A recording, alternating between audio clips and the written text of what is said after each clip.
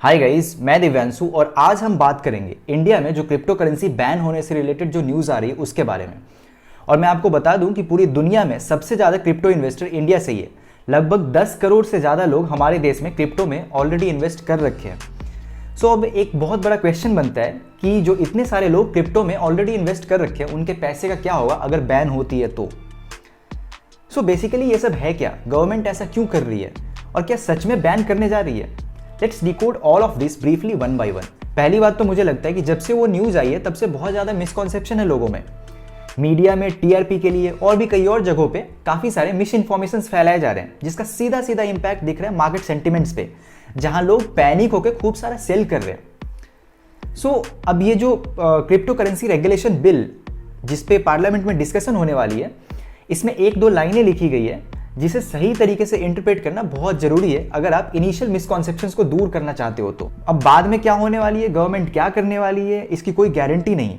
कोई भी श्योरिटी के साथ इसके बारे में कुछ भी कह नहीं सकता, लेकिन as per the correct informations that we have now, उसके बेसिस पे तो हम कह सकते हैं कि आरबीआई एक अपनी डिजिटल करेंसी इश्यू करने वाली है जिसके थ्रू हम आसानी से ट्रांजेक्शन कर सकेंगे और साथ ही साथ ट्रेडिंग और इन्वेस्टिंग भी।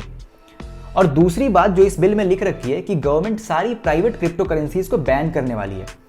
अब यहाँ पे कंफ्यूजन की बात यह है कि हमें नहीं पता कि गवर्नमेंट किन किन क्रिप्टो करेंसीज को प्राइवेट कंसीडर करने वाली है, क्योंकि अगर हम इसे अपनी भाषा में समझे तो हमारे यहाँ तो जो भी चीज़ें गवर्नमेंट रेगुलेट कर रही है उसके अलावा सारी चीज़ें प्राइवेट ही मानी जाती है। और क्रिप्टो करेंसी तो डिसेंट्रलाइज्ड है, इस पर तो दुनिया के किसी भी गवर्नमेंट का कोई कंट्रोल नहीं है, ना ही किसी बैंक का। तो फिर सारी क्रिप्टो करेंसी प्राइवेट है। लेकिन अगर हम इसी बात को क्रिप्टो के लैंग्वेज में समझे तो दो तरीके की क्रिप्टो करेंसी एग्जिस्ट करती है, एक पब्लिक क्रिप्टो करेंसी और दूसरी प्राइवेट क्रिप्टो करेंसी। अब काफी रिसर्च की मैंने, लेकिन इसके बाद भी मुझे कुछ ऐसे पैरामीटर्स नहीं मिले जिसके बेसिस पे हम प्राइवेट और पब्लिक क्रिप्टो करेंसीज को डिफरेंशिएट कर सके। लेकिन हाँ, कुछ सोर्सेज के थ्रू पता चला कि जो majority of the crypto currencies है जैसे Bitcoin, Ethereum, Binance coin, Cardano, Dogecoin, Shiba Inu, ये सारे पब्लिक क्रिप्टो करेंसीज है। लेकिन बहुत सारे प्राइवेट क्रिप्टो करेंसीज भी है जैसे जेड कैश, मोनेरो और भी बहुत सारे हैं जिसकी लिस्ट आपको यहाँ पे दिख रही होगी।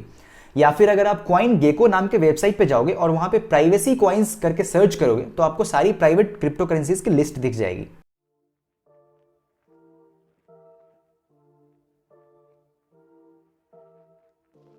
अब बस थोड़ी बहुत कंफ्यूजन यहाँ पे इसलिए है क्योंकि जो बिल में लिखा है कि गवर्नमेंट प्राइवेट क्रिप्टो करेंसीज को बैन करने वाली है। सो उनके प्राइवेट कहने का मतलब क्या है? वो हमारी लैंग्वेज में कहना चाह रहे हैं या फिर क्रिप्टो की लैंग्वेज में कह रहे हैं? अगर क्रिप्टो की लैंग्वेज में कह रहे हैं तो फिर most of us are safe, क्योंकि जो वाकई में प्राइवेट क्रिप्टो करेंसीज है वो काफ़ी अनपॉपुलर है। तो जो लोग भी लीगल कामों में बिलीव करते हैं, मुझे नहीं लगता कि उनमें से किसी ने भी वैसे क्रिप्टो करेंसीज में इन्वेस्ट किया भी होगा। वैसे प्राइवेट क्रिप्टो करेंसी के कंप्लीटली बैन होने से हमें तो कोई फर्क नहीं पड़ना है। हाँ, जो बाकी सारे पब्लिक क्रिप्टो करेंसीज है उससे रिलेटेड गवर्नमेंट रेगुलेशंस जरूर लाएगी, ऐसे कई सारे स्टेटमेंट्स हायर अथॉरिटीज ने दिए हैं। तो मुझे जैसा लगता है और ऐसा ही होने वाला भी है कि जो पब्लिक क्रिप्टो करेंसीज है उसे गवर्नमेंट कंप्लीटली बैन नहीं करने वाली है, उससे रिलेटेड रेगुलेशंस लाएगी। और उन रेगुलेशंस के थ्रू गवर्नमेंट का पर्पस बस इतना ही होगा कि जो भी इलीगल एक्टिविटीज हो रहे हैं इनके थ्रू, जो भी गलत काम हो रहे हैं वो कंप्लीटली बैन हो जाए, कंप्लीटली बंद हो जाए। और साथ ही साथ वो इन ट्रांजैक्शंस का रिकॉर्ड रख सके, क्योंकि अगर रिकॉर्ड रखेंगे तभी वो टैक्स ले सकेंगे। और टैक्स देने में मुझे नहीं लगता किसी को प्रॉब्लम होनी भी चाहिए, क्योंकि if you are paying tax then you are dealing in the white money, और आपकी प्रॉफिट और इनकम जिस टैक्स स्लैब के अंदर आएगी उतना ही टैक्स आपको पे करना पड़ेगा। So you don't need to worry about it at all.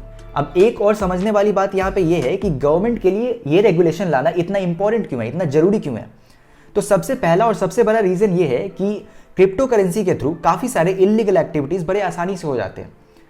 Let's say कि कोई एक बंदा है जो पाकिस्तान में बैठा है, जो यूके में बैठा है, जो दुबई में बैठा है, अगर मुझे उसे क्रिप्टो करेंसी भेजना है तो मैं आसानी से भेज सकता हूँ, और इसका ट्रैक रिकॉर्ड ना तो गवर्नमेंट के पास होगी और ना ही किसी बैंक के पास। तो ऐसे केसेस में बड़े बड़े इलीगल एक्टिविटीज जैसे terror funding, drug dealing, money laundering, ऐसे बड़े बड़े इलीगल एक्टिविटीज बड़े आसानी से हो जाते हैं। तो पहला पर्पस गवर्नमेंट का ये होगा कि वो ऐसे बड़े इलीगल एक्टिविटीज को कंप्लीटली बंद कर सके। दूसरा रीजन ये है कि इंडिया में क्रिप्टो करेंसी की पॉपुलैरिटी अलग ही लेवल पे बढ़ रही है। जैसा कि मैंने ऑलरेडी बताया कि 10 करोड़ से ज्यादा लोग क्रिप्टो में ऑलरेडी इन्वेस्ट कर रखे हैं, और इसमें से मेजॉरिटी तो यूथ है। और क्रिप्टो करेंसी डिसेंट्रलाइज्ड है, ये काफ़ी वॉलेटाइल है, इसकी वैल्यू काफ़ी ज़्यादा ऊपर नीचे होती रहती है। सो इन केस कि कभी ऐसा हुआ कि क्रिप्टो ही कंप्लीटली डूब जाए या फिर इनके कुछ एक्सचेंज ही कंप्लीटली डूब जाए, सो ये भी एक गवर्नमेंट का कंसर्न हो सकता है, क्योंकि दुनिया में सबसे ज़्यादा क्रिप्टो इन्वेस्टर इंडिया से ही है।